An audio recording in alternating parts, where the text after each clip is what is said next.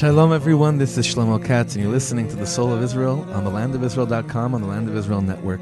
A beautiful, gorgeous Tuesday morning here in what I would like to call the rolling hills of Judea, as Ari Fuld used to call this place. We're broadcasting live from Efrat and I'm joined by my soul brother, who I haven't seen in quite a long time and haven't had the privilege of recording a show with in quite a long time, Rabbi Jeremy Gimpel. It is so good to be with you again, Shlomo. Great to learn together. Yeah. Great to just be together. And I miss you very much. Yeah, it means that my life is getting good, that I'm able to come here and learn together, that we're able to record together again. It means that the transition is happening. Baruch Hashem, transition's happening. Today we don't have your bizarro twin, Rabbi Aryeh Abramowitz, Baruch Hashem. Look, there's a lot going on in the world, but I'll take whatever I can with whoever I can from either of you. We're approaching a very, very special day. For me, it's probably it's one of the most powerful days on the Jewish calendar for me. At least it's been like this for the past 22 years. And it's the Yortzeit of Rabbi Shlomo Carlebach. It's the 24th Yortzeit of Rabbi Shlomo Carlebach tomorrow night. I say 22 years because really by the second Yortzeit, it's when it really, really hit me strong.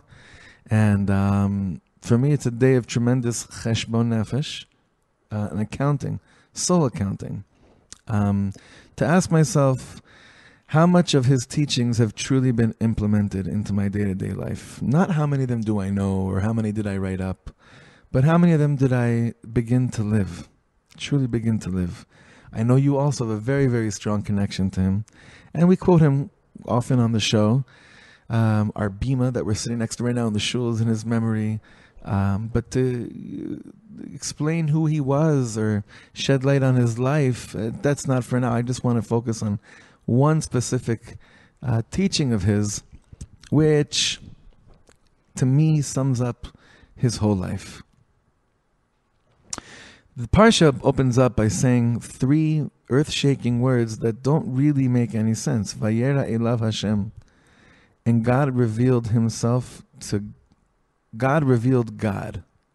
Vayera elav Hashem. God revealed himself as Hashem. What's the context? Abraham just circumcised himself at the age of 99. He's sitting at the opening of his tent. It's the third day after his bris milah at the age of 99. And God reveals himself to him. The Torah could have said, God revealed himself to Avraham. Vayera elav Hashem, Vayera Hashem el Avraham. It just says God revealed himself to him. And what did he reveal to him? God. Vayera elav Hashem. So the first question is, why doesn't it say that he revealed himself to Avraham? And the second thing is, what was the revelation? Because we usually understand revelations as God appeared to him and thus he said, he spoke, he said something.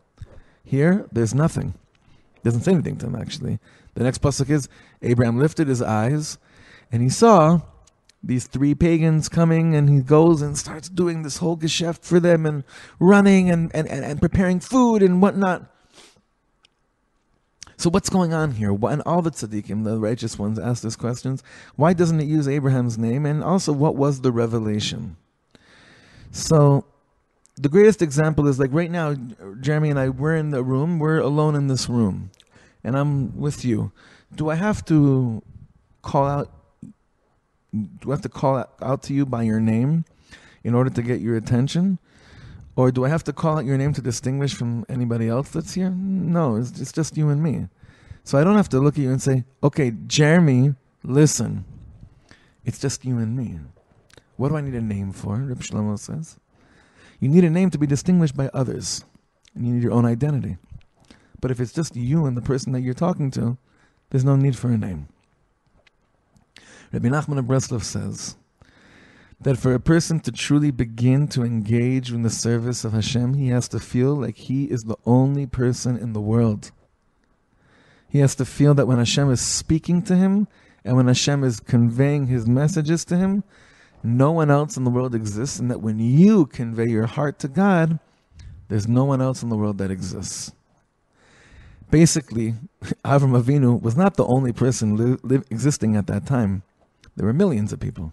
However, the Torah lets us know at that moment It's as if there was nobody else in the world. He reached a place of being one with God after going through not just a spiritual covenant, but a physical covenant at the age of 99. Hashem says, I just want to be with you. And I don't even have to say anything. I just want to be in your presence. Which explains to us the answer of the second question. Why didn't God say anything? Because the revelation wasn't about a message. It was about how precious and special it is to be in each other's presence. This is the story of Avram Avinu, but it's the story of anyone who truly wants to engage in a world of Avodat Hashem. It's not easy. It's very hard. Normally it feels impossible that I, little brother schlepper me, that God would just want to be in my presence for no reason other than to dictate to me something or tell me what I have to do. But can you imagine for 1 second that maybe sometimes Hashem wants to reveal himself to you and not really have to say anything or do anything? I mean, have you ever, without sounding too insane, have you ever had those moments? You know, when we first came out to the mountain that we've now moved my family to, I don't know, it's the deepest Jewish settlement in Yehuda today. And you're just alone on a mountain. And there were times where I identified so much with Avraham because he was just alone with Sarah on a mountain. And I don't know if there's, a revelation that I was able to see or hear, but there was some sort of magic that just being out in the mountains of Judea alone, just seeking after God, seeking after guidance, seeking after a certain presence or a feeling, that when you wait out there long enough, that you feel so connected to the ground and the rocks, because Hashem is one, so he can be found really in the world itself. So, there have been times, they're like little magical times, and sometimes a melody would come, playing the guitar there alone. It's not as defined. I feel like there's some people that have these amazing, God moments. So I don't know if I've had spectacular God moments. They're a little bit more subtle, more intimate, but they're so precious. I mean, how many stories do we have of Abraham in the whole Torah? I mean, we got maybe a dozen chapters, and only a few times does it say Vayera Elav, right, or that he spoke to him. So even Avraham Avinu, he only had moments at, he's 99 years old. How many times did God actually make an impact on his life? How many times did he really feel the calling of Lech Lecha?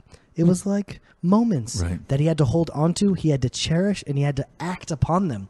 The Midrash says that when he heard Lech Lecha, he just immediately started going. He didn't pack up, he didn't wait, he wasn't doing any calculations, just immediate, go. Right. He had the moment and then acted upon it. And so this was another moment that he had this intimacy and this revelation. And I feel there's sometimes they're so precious, and when you have them, hold on to them, cherish them, however subtle they are. Which brings us to trying to understand the next pasuk. You would think that in order to hold on to godly revelation, you have to stay in the Zen. You have to just keep it and don't let anything distract you if you want to hold on to a godly moment. But what we see from the next pasuk is that Avram Avinu understood what it means to continue a godly revelation. And what does he do? He sees these three pagans, and he could have said, guys, don't bother me right now. I'm godding right now, right? Right. But he does that to God. He says, hold on a second, Hashem. And he runs. Ve'ela bakaratz Avraham. In fact, the Midrash says when he saw these three people, that he went and he wanted to slaughter 3 oxen so that he could give the tongue to the guests, because he wanted the most meshubach. How do you say meshubach? The most quality. Sorry? Quality. Yeah, the highest quality of meat. And the Midrash says that the cow was running away from him. And it ran away till it went into a cave. And Avram Avinu walked into this cave, and he heard voices. And it was the voice of Adam Arishon. Basically, that's how he found Me'arat HaMachpelah. The Midrash says, by going to run and do a beyond this world godly act of Achnasas Orchim while he's in the middle of a godly revelation. And this is what boils down to, this is what I feel so connected to Rebbe Shlomo. How do you know if you're living a life of godly revelations? If you feel closer to people. We're taught otherwise. People are distractions. People keep you away from the quiet. But if Hashem wanted us to just have quiet and be away from people, then he would have created that kind of a life. You know, it's interesting. It really is the difference between like the Buddhist Zen reality where monks are living alone on a mountaintop, or you think about like the Christian Catholic monk that has taken a vow of silence, living in a monastery, trying to achieve some sort of revelation there. And Avraham is saying, Hashem Echad. He's revealed through these three men that are walking towards me right now. That's right. He's revealed everywhere. So the closer I am to Hashem, the closer I should be to man, because Hashem is revealing himself to me through these men as well. That's right. That honestly sums up the whole thing. For me at least. Like that's the whole thing. It's hard to remember this, but Hashemayim Shemayim LaHashem, to be up in the heavens, that was for Hashem. Ve'aretz natan livnei adam, but the land he gave to humans. So in Breslov they say, Ve'aretz natan livnei adam la'asot mize gam shamayim. The land was given to man, not to just say, well, we're not in the shamayim, we have to be down here. God gave us the opportunity to make a little bit of heaven for people that are down here. And, you know, as you know, I've spent many, many years already meeting and being with people that were very influenced by Reb Shlomo.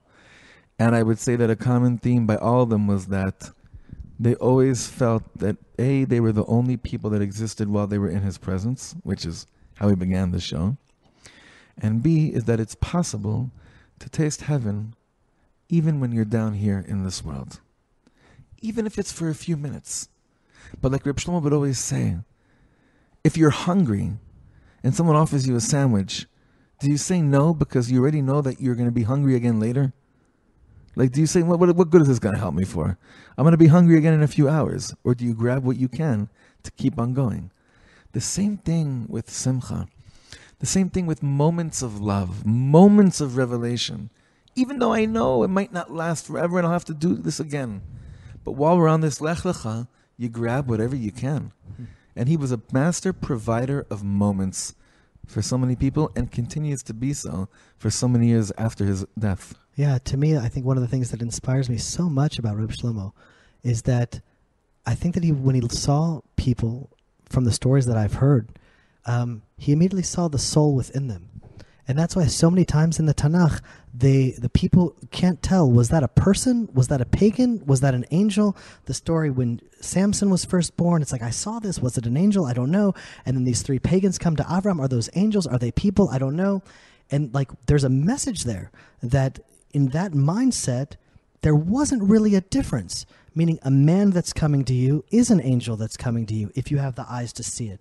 Meaning every interaction that we have with people is behind the veil an interaction with HaKadosh Baruch Hu.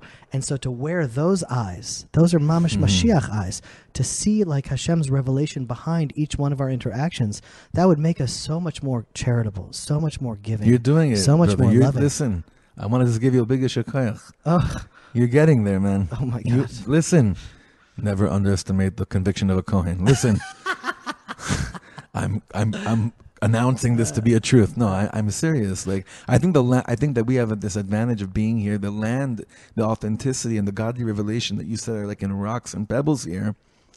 It helps us tremendously strive and even attain the levels that you're speaking about how to look at life, how to live this encounter that we're having right now.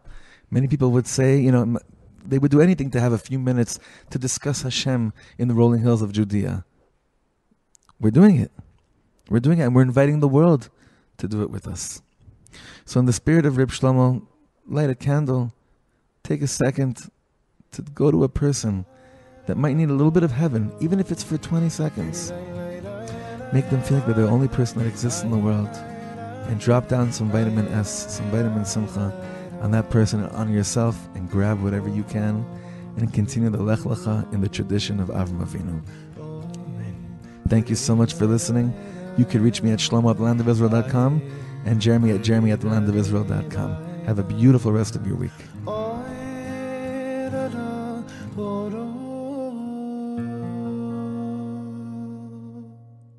Only the poem that sets the heart on fire, says Uri Tzvi Greenberg, is not a falsehood like all other achievements. Its truth is the only truth. And I'll tell you the truth, I'm here to try and tell you the truth as I see it, because I'm Rav Mike Foyer, and this is the Jewish Story. Join Rav Mike Foyer for the best Jewish history podcast, The Jewish Story, on the Land of Israel Network at thelandofisrael.com.